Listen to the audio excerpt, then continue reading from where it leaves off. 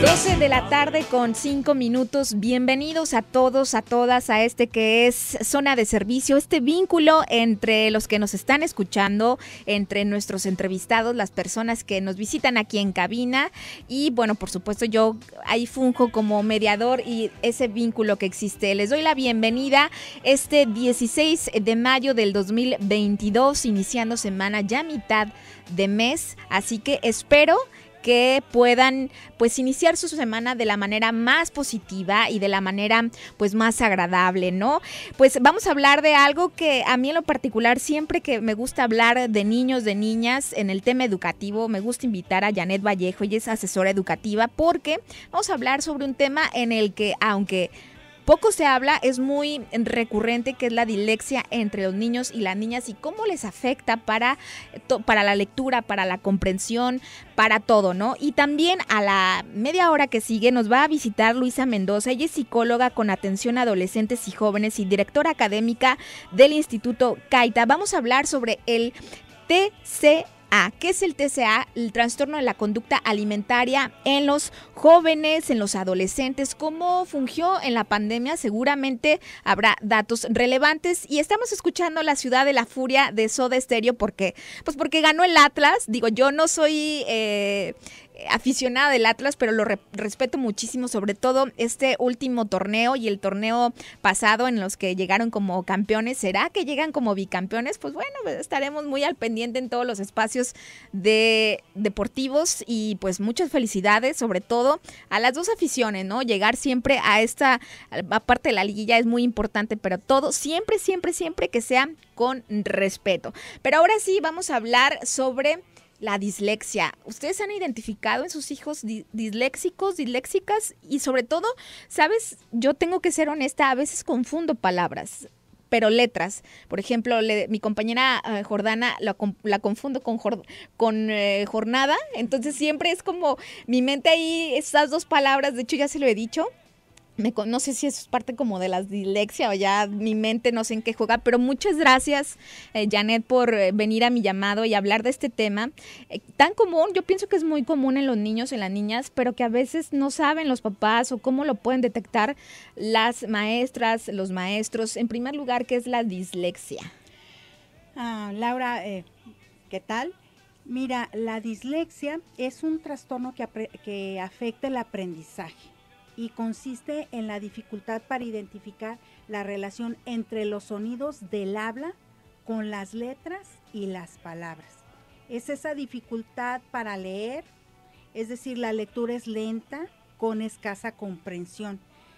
También se ven afectadas las habilidades motrices o la percepción visual o auditiva, y esta se puede ver afectada al mismo tiempo que su memoria a corto plazo. La dislexia también se conoce como legastenia. Legastenia. Ajá. Y la dislexia se puede identificar o ya diagnosticar a partir de los 8 años. Es decir, ya en la etapa escolar. En la etapa preescolar no.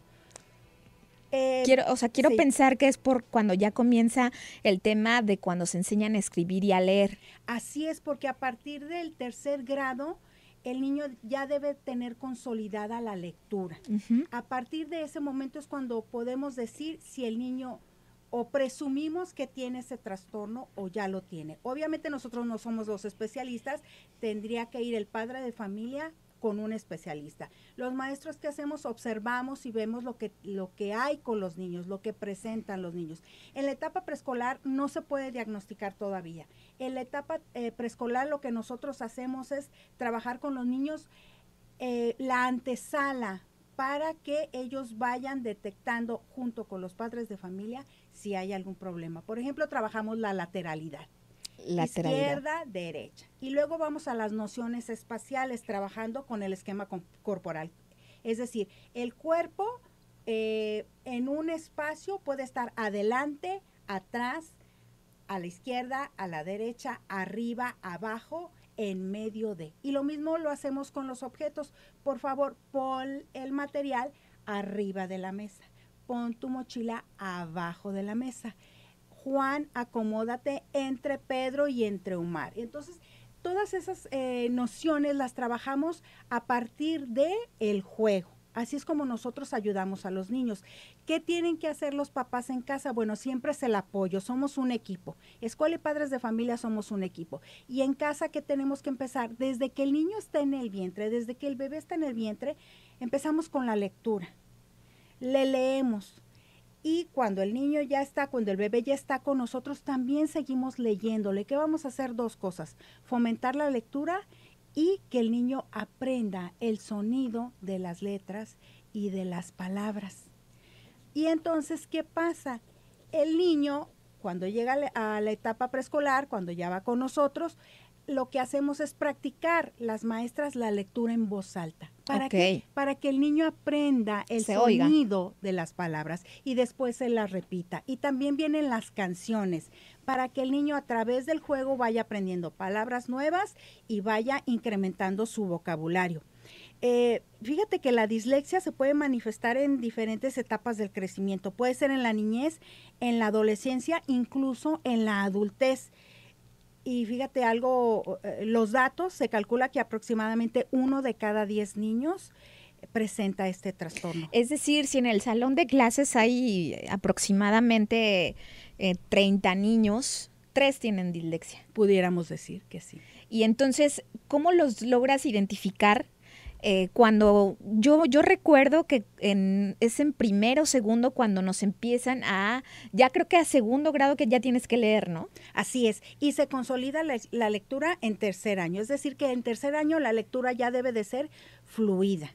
Hay 2 tipos de dislexia. La primera es la dislexia adquirida y esta es a causa de una lesión cerebral. Y eso puede ser durante la etapa del nacimiento, del embarazo, ¿sí? De la mamá. Si la mamá fuma, si la mamá ingiere bebidas alcohólicas, drogas, incluso si tiene infecciones en las vías urinarias, por ejemplo, durante el embarazo, eso le puede provocar a un bebé una lesión cerebral. O que sea un bebé prematuro que nazca con bajo peso. Entonces, esas son las formas por las que la dislexia hasta cierto punto es adquirida. Y la dislexia evolutiva, ahí no hay una lesión cerebral que la haya producido. Esa es más frecuente ya en la etapa escolar y puede ser por un factor hereditario. Es decir, que algún familiar ya en el pasado haya tenido dislexia o problemas de aprendizaje, dificultad para el aprendizaje. Ajá. ¿Cómo es un problema de aprendizaje? Eso, que recibimos la información, pero el cerebro no la procesa como tal y entonces se le dificulta. Por ejemplo, aprender palabras nuevas, pseudo palabras o palabras muy largas. Y entonces, por ejemplo, cuando le das una consigna al niño, una instrucción, el niño se queda parado, no se mueve porque le cuesta trabajo procesar la información. Procesar la información. Ajá. Entonces, esa es una dificultad y, bueno, esto afecta definitivamente en el proceso de la lectura. Por eso es importante que acudamos con el especialista una vez que nos digan que se presume que el niño probablemente tenga dislexia. Entonces, inmediatamente hay que acudir con el especialista para que nos apoye, que no es fácil, ¿eh? Yo entiendo que no es fácil para el padre de familia aceptar que su hijo tiene un trastorno. Pero sí es importante que una vez que lo detecten, acudan con el especialista para ayudarlo, porque la dislexia es personal. Haz de cuenta, cada niño tiene una forma de dislexia y es un tratamiento específico para cada niño.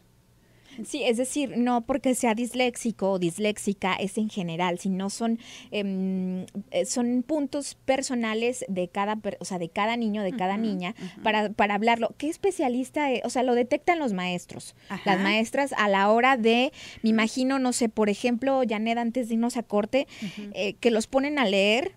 Y es cuando con el sonido de que ellos hacen los niños o las niñas en a la hora de la lectura y el sonido, es cuando comienzas a detectar quizá que cambian palabras, Así es.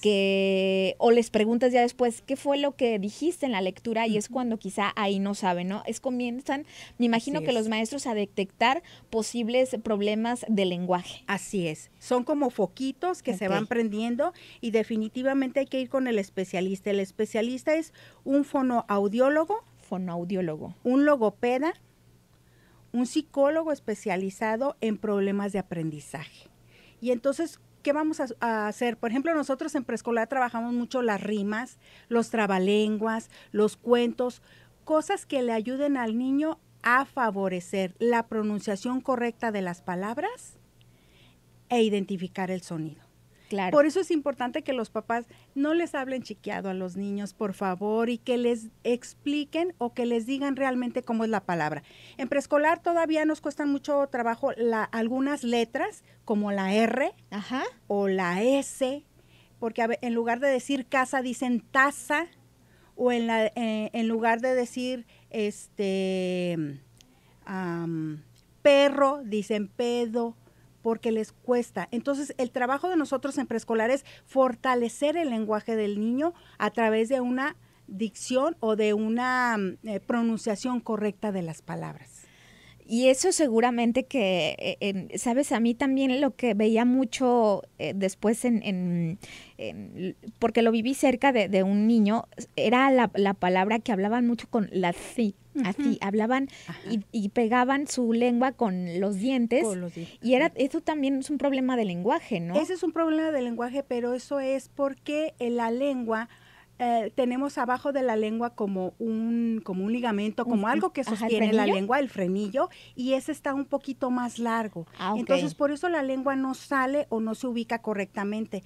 Y eso se puede identificar rapidísimo con los niños. Cuando el niño saca la lengua y se jala a la mitad o se parte a la mitad como si fuera lengua de viborita, tiene frenillo. ¿Qué hay que hacer? Acudir con el pediatra o con un odontólogo para que haga un pequeño corte en el frenillo y libere la lengua para que ésta pueda tomar la posición correcta en el momento de pronunciar las palabras. Fíjate qué interesante.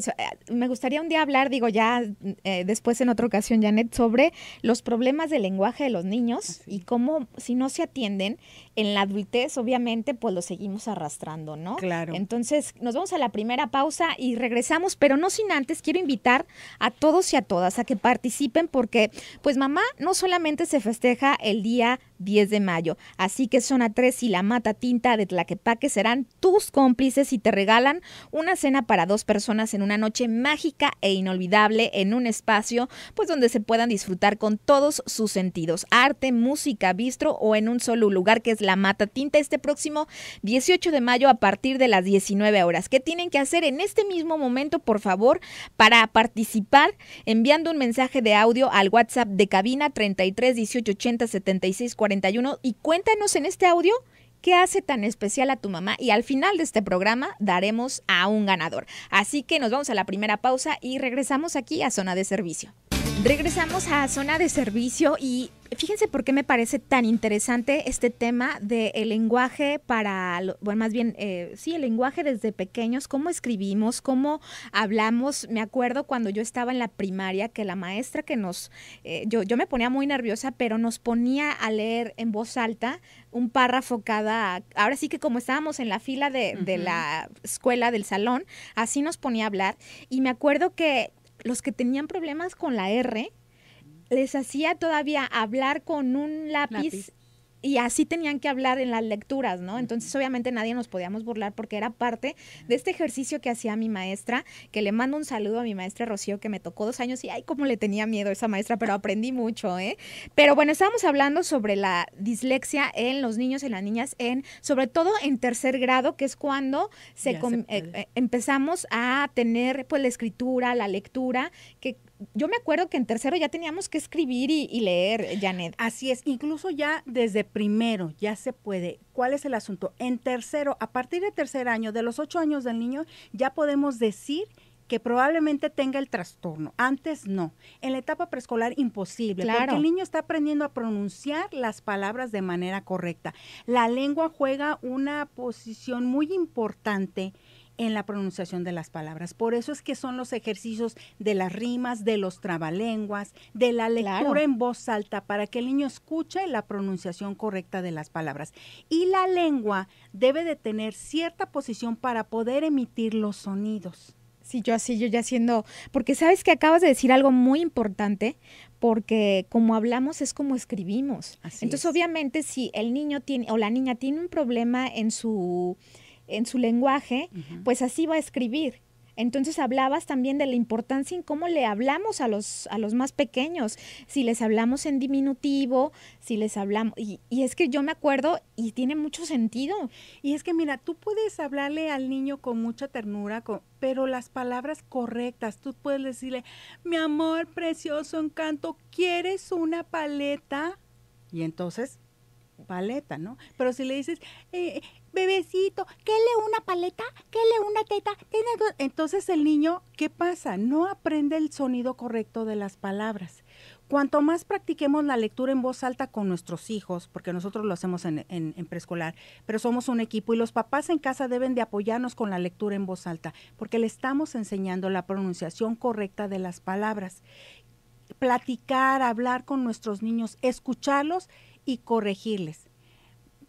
¿Quieres una taza? O al revés, ¿no? El niño quiere una taza y dice casa. No, es taza. Y hay que mirar al niño a los ojos, y él nos va a ver la boca. Con los bebés hay que hacer ese ejercicio. Cuando hablamos con ellos tenemos que ponerlos frente a nosotros y hablar articulando bien las palabras. Verlo a los ojos porque él nos va a ver la boca. Sí, que estemos viendo que nos vea la boca. Entonces, por eso le decimos mamá. Y entonces él ve la posición de los labios. Y el sonido. Y el sonido. Sobre todo la posición, porque la posición correcta de los labios, de la lengua, es lo que nos va a dar el sonido correcto. Entonces, eso trabajamos mucho en preescolar y a partir de los 8 años ya podemos decir si el niño tiene un trastorno o no. Nosotros hacemos la observación y entonces el papá ya es el que debe dirigirse con un especialista. Sí, es decir, ustedes son el primer filtro, ¿no? Así También es. decirle al papá o a la mamá, yo he detectado en su hijo que pues no sabe, por ejemplo, pronunciar la R o no sabe cuando lee en voz alta, creo que así...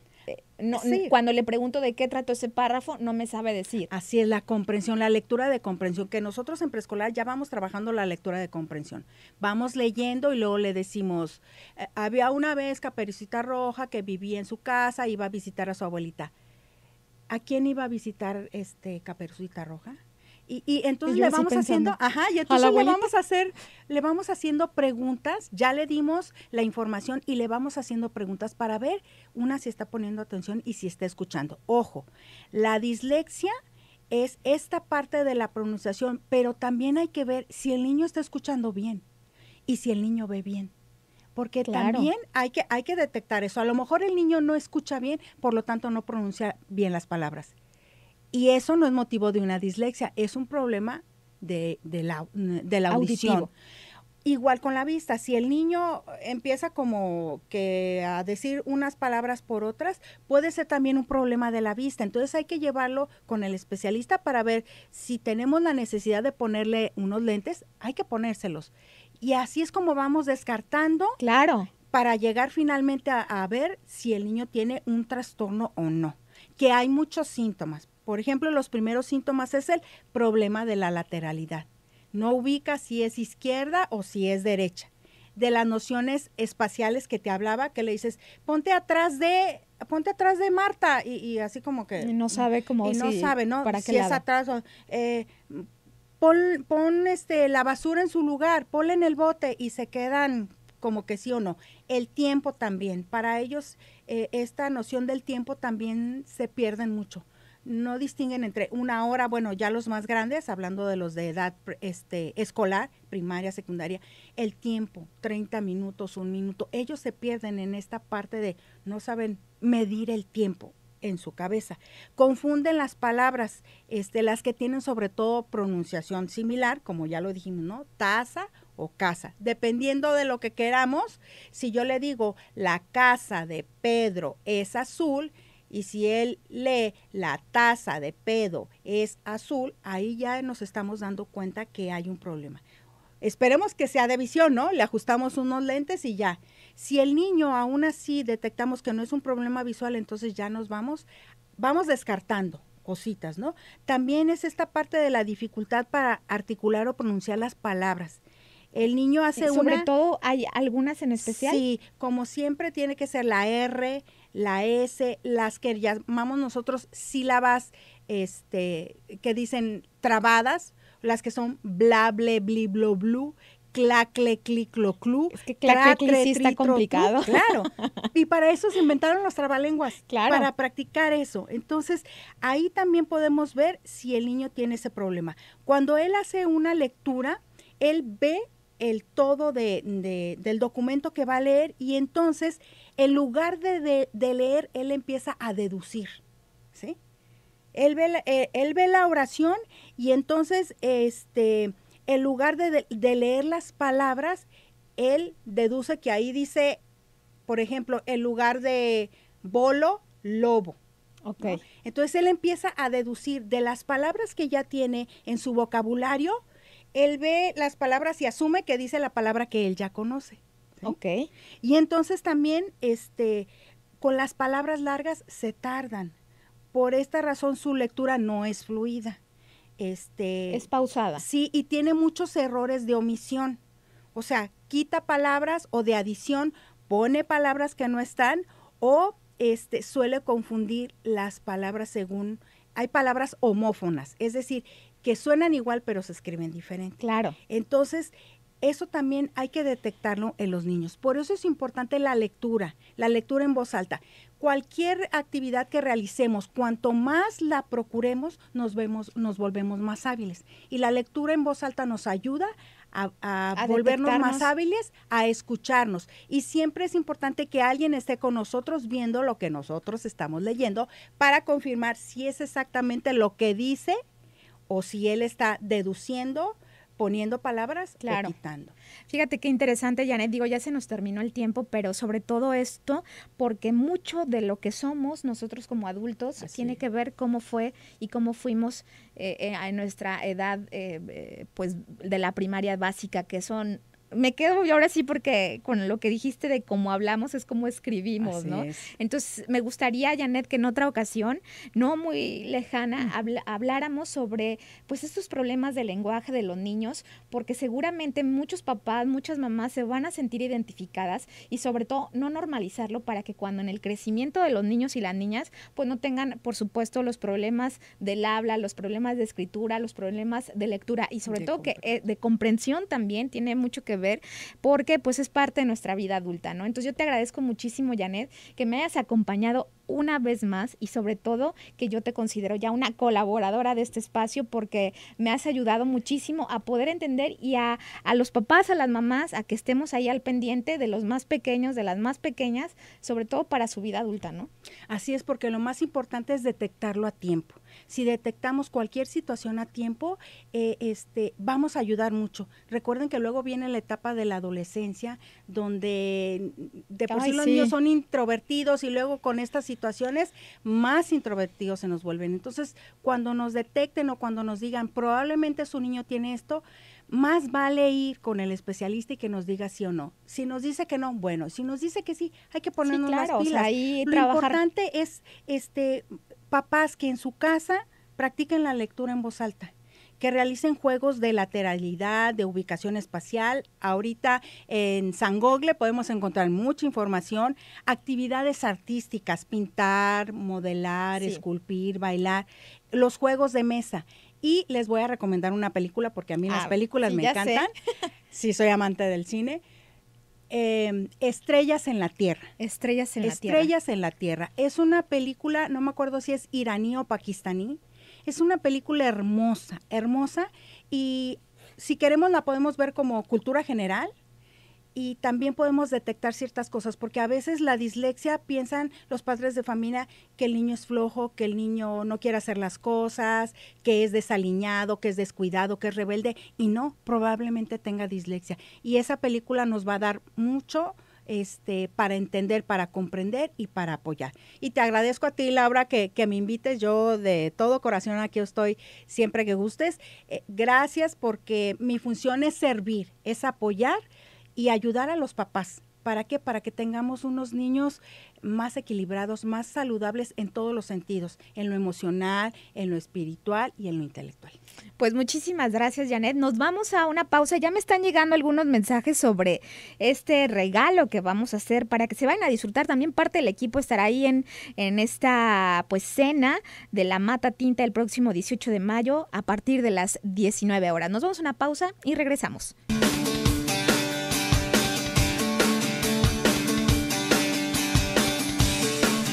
Regresamos 12 de la tarde con 36 minutos, ya 37, y vamos a hablar otro tema en el que nos compete a todos, a todas, porque vamos a tocar el tema de el trastorno de la conducta alimentaria y nos acompaña Luisa Mendoza. Ella es psicóloga con atención a adolescentes y jóvenes y directora académica del Instituto Caita. ¿Cómo estás? Bienvenida. Hola, muchas gracias por la invitación. Dinos en primer lugar, ¿qué es el Instituto Caita? ¿Qué es lo que atiende? Somos una institución especializada en lo que son los trastornos de la conducta alimentaria, lo que es anorexia, bulimia, trastorno por atracón, y entre otros que no están como tan específicos, pero siguen siendo un problema alimenticio. Todo lo que es en relación con algún problema alimenticio lo atendemos. Y también atendemos lo que es sobrepeso y obesidad, que no entran en como trastornos, pero sí tienen relación con la alimentación. ¿Qué entran como enfermedades? Sí, son enfermedades. La obesidad y... La obesidad es una enfermedad. Fíjate que yo siempre he tenido como un tema ahí, no sé si ya es, que no sé por qué se cataloga como enfermedad. Si, por ejemplo, también ser tan delgado te puede causar una enfermedad. He tenido ahí, bueno, ya es una lucha conmigo misma y que siempre sí. Hay un tema en el que yo siempre platico, ¿no? El por qué, ¿no? Si también el ser muy delgado te puede llevar a otras enfermedades. Pero bueno, si quieres en otro momento lo discutimos. Y quiero pensar que en el en la pandemia, que ya llevamos más de 2 años, bueno, la pandemia reflejó en primer lugar muchas cosas de las que no eran visibles, ¿no? En primera mano, sobre todo porque nos encerraron, nos mandaron a nuestras casas y ahí detonó muchísimas cosas, entre ellas seguramente qué relación tenemos con la comida, porque estábamos encerrados, la ansiedad, la tristeza y muchos de estos temas ahí se aumentó de manera importante. Pero ¿qué fue lo que más se detonó en los adolescentes y los jóvenes? Porque a ellos estuvieron casi 2 años en casa por las clases, entonces y a muchos no nos dejaban salir los papás, las mamás. Pero ¿qué fue lo que ustedes detectaron desde el instituto? Pues como lo comentas, la ansiedad, lo que fue el estrés, porque obviamente estar encerrados porque fue un encierro no solamente pues se encerraron tanto a los papás y a los hijos. Entonces ahora sí que toda la familia encerrada causó estrés y a lo mejor muchos problemas que a lo mejor ya traían los jóvenes, pues a lo mejor ahí los papás los descubrieron, porque si era como que, bueno, tenía como mi rutina de la escuela, mis papás trabajando todo el día, nunca se daban cuenta de qué era lo que me pasaba. Y vimos como mucha esa parte de ansiedad, lo que fue la ansiedad en los adolescentes y la depresión aumentó. Y obviamente con eso los trastornos de la conducta alimentaria, porque fue como obviamente hubo mucho aumento de peso, bueno, hasta digo yo, ese aumenté de peso al estar encerrada, porque es como esa parte de comer. Sí, porque estás el estrés. O sea, y creo que todos no sabíamos que estábamos viviendo. Es decir, la pandemia vino y el COVID-19 vino, en primer lugar, pues era algo totalmente desconocido para todos. Nos mandan a nuestras casas y obviamente creo que muchos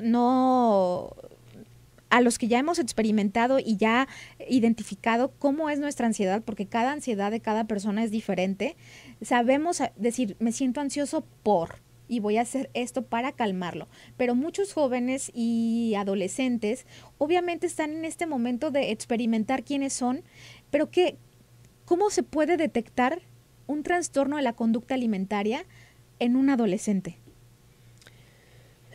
Comenzando Aquí sí quiero hacer como esa parte, muy buena pregunta, porque muchos piensan que se detecta cuando bajan de peso y ya hay un problema alimenticio, pero no, creo que eso es muy independiente. Hay veces que no tiene que nada ver con el peso, sino con las conductas y la parte emocional. Entonces, cuando ya un adolescente empieza a preocuparse por su apariencia, por cómo se ve y que eso, esa preocupación lo haga tener una conducta que lo aísle de que a lo mejor no quiero salir con mis amigos o no quiero ir a las reuniones familiares, o sea, que esa inseguridad le lleve a tener esas conductas donde no quiera como socializar, donde esa parte de que pues me preocupa tanto mi imagen que a lo mejor ya haya pensamientos muy negativos respecto a su apariencia, respecto a sí mismo, y ahí es cuando empieza como una preocupación. ¿Y cómo lo puedo relacionar con un problema alimenticio? Porque ahí puede comenzar una depresión. Sin embargo, ya cuando la persona, esa misma preocupación por mi imagen, me lleva a tener también conductas donde yo ya no quiero comer ciertos alimentos, hay una restricción de alimentos, o Por al ejemplo, que diga, contrario. ya no quiero comer carbohidratos en un adolescente, que me parece muy pues, raro, ¿no? ¿Puede ser o qué? Sí, pero es que, bueno, ¿cómo lo puedo detectar? Porque, bueno, es normal que a lo mejor tú digas, bueno, yo no quiero comer carbohidratos porque a lo mejor tengo sobrepeso. Ajá. Y a lo mejor, bueno, mejor vamos con un especialista para que te asesore y vemos. Pero cuando yo por sí mismo de que, bueno, yo empiezo a hacer conductas, sin ir a un especialista, yo Claro. empiezo a tener conductas de que me voy a ir restringiendo ciertos alimentos, pero no es que, ay, pues ya nada más quité carbohidratos o ya nada más quité las harinas. Es cuando yo me empiezo a restringir y es cada vez más y más, quito esto, quito el otro, donde ya hay como su porción es demasiado pequeña y cuando incluso prefieren no comer frente a sus familiares. Es como esa parte de ese, no quiero que me vean comer, no quiero Que me que cuestionen. me cuestionen, por eso prefiero como yo encerrarme en mi cuarto, que no me pregunten. Entonces, cuando empiezan a tener conductas respecto a la alimentación porque me estoy restringiendo o al contrario, quiero que me vean comer y como mucho, pero voy al baño y vomito. Entonces, ahí es cuando tenemos que tener una alerta de que puede haber un problema Que se encierran alimenticio mucho en ahí. el baño. Así es. Yo creo que sí son como alertas, como ahora sí como dijeran red flags, de cómo ir detectando que algo no está normal En un adolescente, en porque un un adolescente adolescente. normalmente, ¿qué es un adolescente? Pues quiere salir con sus amigos, pues obviamente un chico, pues, no sé, es como más así, aunque tenga cambios emocionales por su desarrollo hormonal, obviamente un adolescente normal, pues, quiere salir, quiere hacer muchas actividades, pero cuando ese joven o adolescente pues no quiere hacer muchas actividades, es decir, no quiero socializar, no quiero ni comer, o no quiero, o como a escondidas, son conductas, bueno, esto no es normal en un adolescente. Sí, sobre todo porque como tú dices, o sea, un adolescente quiere pues ir con los amigos, quiere pues a lo mejor ir a una reunión y comer tal, o no sea, comer tal cosa porque hay en la reunión. Yo creo que sí tenemos que estar muy, muy al pendiente de, sobre todo los adolescentes, ir checándonos todas esas alertas para poder hablar con ellos, pero ahorita nos dices que cuando, regresando al corte, platicamos sobre si ya lo detectamos, cómo podemos acercarnos, sobre todo para que no se sientan atacados, ¿no? Entonces, Sí, nos vamos a un corte, Luisa, y regresamos rapidísimo sí, aquí a Zona claro. de Servicio.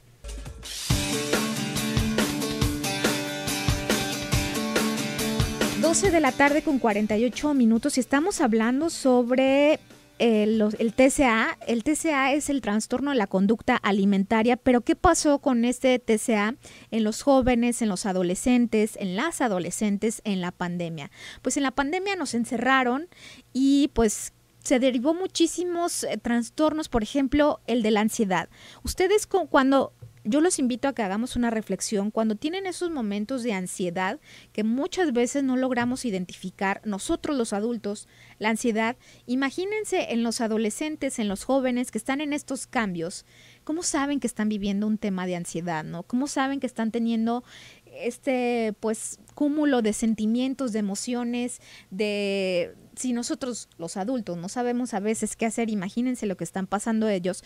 Y muchas veces nuestra relación con la comida, ahí desahogamos mucho de nuestras tristezas, de nuestra ansiedad, de lo que pues no hablamos, de nuestras depresiones, y es con la comida, y pues vienen esos trastornos de la conducta alimentaria. Seguimos hablando con Luisa porque con los adolescentes que los tenemos en casa, que los tuvimos mucho tiempo en casa, ya detectamos algunas cuestiones como el que se restringen alimentos, se esconden para comer o que se quieren ver bien, su preocupación de verse bien, también yo creo que es una alerta. Pero ¿cómo podemos hablar con ellos, con ellas, sin que se sientan atacados? Porque también es una edad complicada, ¿no? Todos pasamos por la edad de la adolescencia, pero ¿cómo podemos hablarlo con ellos sin que no nos pierdan la confianza y que nos quieran contar qué es lo que les está pasando? Bueno, pues sé que como padres es difícil como esta parte de que cómo puedo hacer que mis hijos confíen en mí, ¿verdad? Y que en cualquier tema o cualquier cosa que les preocupe, pues sean como ellos que se acerquen, ¿verdad? Sin embargo, aquí creo que lo que menos indicado es regañarlos. O sea, si ustedes detectan, observan este tipo de conductas donde pues el adolescente está poniendo en riesgo su salud, pues lo ideal es acercarse de manera pues pasiva, y no aquí, porque el regañarlos, lo único que vamos a hacer es que ellos pues obviamente se sientan peor. Entonces sería lo ideal acercarse para platicar del tema, pero de manera pasiva, tranquila, sobre la preocupación que tienen como padres y que quieren apoyar y pues llevarlos con los especialistas para que puedan ver qué está pasando, asesorarlos bueno, muy independiente si es un problema alimenticio u otra problemática como la ansiedad o como la depresión, que también son temas muy fuertes ahorita también en los adolescentes y que claro, en algunos casos pues también el trastorno de la conducta alimentaria viene acompañado con la ansiedad y con la depresión también. Es que, ¿sabes? Aunque parezca como muy ajeno, qué, qué importante y lo mejor es que qué relación tenemos con la ansiedad, con las depresiones y la comida. ¿Sabes? Vienen muy de la mano, sí. Porque muchas veces, ¿qué pasa cuando en nuestro caso estamos deprimidos, comemos o no comemos? Uh-huh. O cuando tenemos ansiedad, comemos o no comemos. Y aparte, ¿qué comemos? ¿Sabes? Si queremos azúcar, si queremos comida chatarra. Yo creo que es muy interesante saber nuestra salud emocional y cómo la reflejamos en la comida, ¿no? Tiene mucho que ver. A mí en lo particular, quizá en algún momento de mi vida yo quería, por ejemplo, carbohidratos, porque inconscientemente así lo llevaba, ¿no? O sea, estoy triste o con ansiedad, algo dulce. ¿Y por qué crees que tengamos esa relación tan cercana con la comida y las emociones? Pues a veces tiene mucho que ver la crianza. O sea, a veces también es un tema muy que tenemos que ver de, bueno, cómo crecimos, nuestro ambiente. Y fíjate que aquí en México está como esa parte de muy relacionada con la alimentación. Uh-huh. Nosotros, no sé, decíamos, cuando íbamos con la abuelita, pues nos consentía con la comida favorita o típica, o no sé, la mamá de que, bueno, pues lo regañé, le pegué, pues déjale, compro dulces para que se contente. O sea, a veces siempre como que relacionamos como los alimentos con las emociones. Sí, claro. Por ejemplo, perdón, cuando estamos muy contentos, un pastel. Ajá. En los cumpleaños, ¿no? Un pastel. A ver, ¿por qué no una ensalada? Ah, sí, no. Digo, está bien. Sin embargo, si fijas, yo he visto como mucha relación aquí de cómo nos ponen como esa parte de relación la alimentación con la comida. El bebé está llorando, hay que darle un bibi. Y ya, lo callo con un bibi. Entonces, desde ahí hay muchas cositas que podemos ir como, pues, ahora entiendo. Muchas veces la crianza, digo, es como esa parte de ver que también tiene que ver. Digo, no es que sea eso. Siempre. Hay muchos factores. Pero una de esas pues también sí se relaciona en la parte como nos criaron. Porque relacionamos de que con lo dulce o con lo salado. Es que a mí me llama mucho la atención de en ciertas emociones, qué es lo que quiere nuestro cuerpo. O sea, qué es lo que quiere comer. Normalmente siempre es como comida chatarra cuando tenemos algún tema de emocional. Queremos, es que se me antojó algo dulce o se me antojó algo salado o nos enfocamos en una comida específicamente cuando tenemos algún tipo de Y a lo emoción. mejor le damos como esa dirección en vez de darle la otra, de que en vez de hacer como, ¿por qué quiero comer? Si a lo mejor podía hacer otra actividad, bueno, si me siento estresada o con ansiedad, pues a lo mejor me salgo a caminar, a respirar aire Ujú. profundo, porque a lo mejor estoy detectando que no es hambre la que tengo, sino es como esa parte emocional de que quiero algo dulce y a lo mejor mejor pues, me salgo como a respirar, a tranquilizarme para poder identificar. Y eso tiene que ver con la educación emocional. Sí, Tenemos que claro. verla, esa regular nuestras emociones para identificar qué es lo que necesitamos. Y De, que no puede ser la alimentación, sino a lo mejor necesitamos un abrazo, necesitamos otra cosa, pero lo relacionamos con la con comida. comida. Es que es verdad, porque normalmente no sabe, cuando nos enojamos no sabemos por qué nos enojamos. Cuando tenemos alguna emoción no sabemos identificar qué emoción tenemos, es decir, nada más sabemos que estamos enojados o tristes. Pero hay tantas emociones que no decimos, tengo melancolía.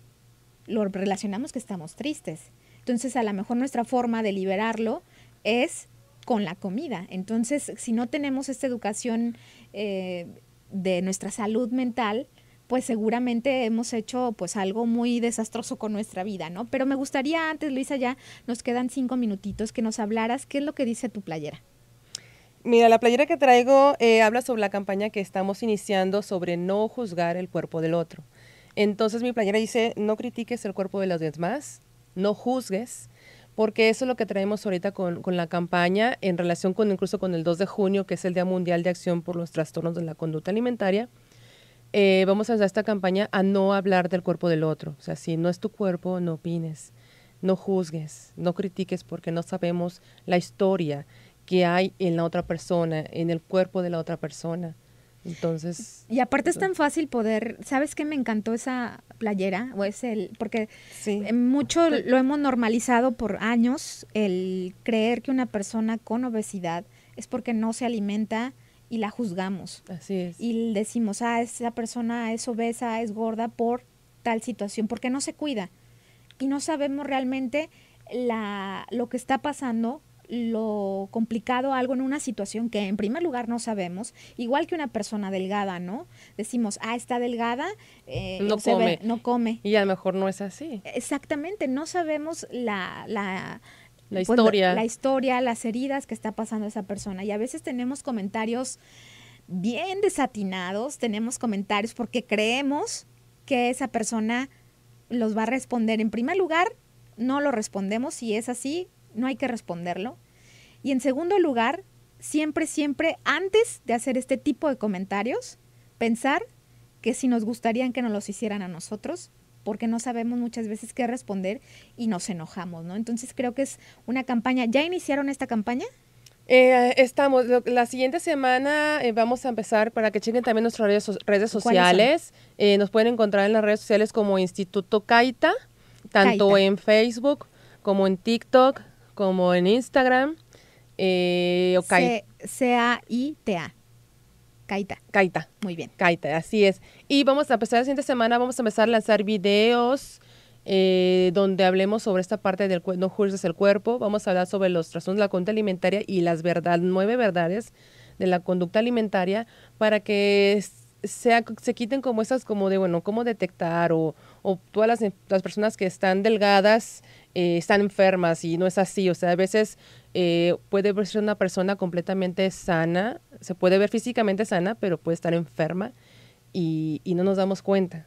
Sí, Entonces, porque no lo dicen. Y no siempre lo tienen que decir. No van a decir. Entonces, como esa parte de lanzar nuestros videos de, pues, no juzgar, vamos a empezar a ir también queremos ir a escuelas, a otros lados para hablar sobre esta parte de no juzgar, no hablar del cuerpo del otro, pero también en relación con los trastornos de la conducta Claro. alimentaria. Entonces, Sí, porque no sabemos qué trastorno tengan. así Y es. cuando hablamos de ese cuerpo de la otra persona, pues no sabemos lo que está U otra viviendo. problemática, mejor no puede ser que Exactamente. tenga un TCA, mejor puede ser que no puede subir de peso por problemas de otro tipo, ya fisiológicos o de alguna otra manera, pero es como, bueno, no critiques porque a veces no sabemos qué puede estar viviendo la otra persona. Así ¿verdad? es. Luisa, yo te quiero agradecer, nos quedan 30 segunditos. Muchas gracias por venir aquí a cabina. Muchas gracias por la invitación. Y bueno, esto fue Zona de Servicio. Más tarde va a estar este programa. Si tienen alguna duda sobre la dislexia, sobre el TCA, más tarde va a estar este programa a través de nuestro canal de YouTube, que es Zona 3 Noticias. Yo me despido, que tengan un excelente inicio de semana y cuando coman, por supuesto, buen provecho.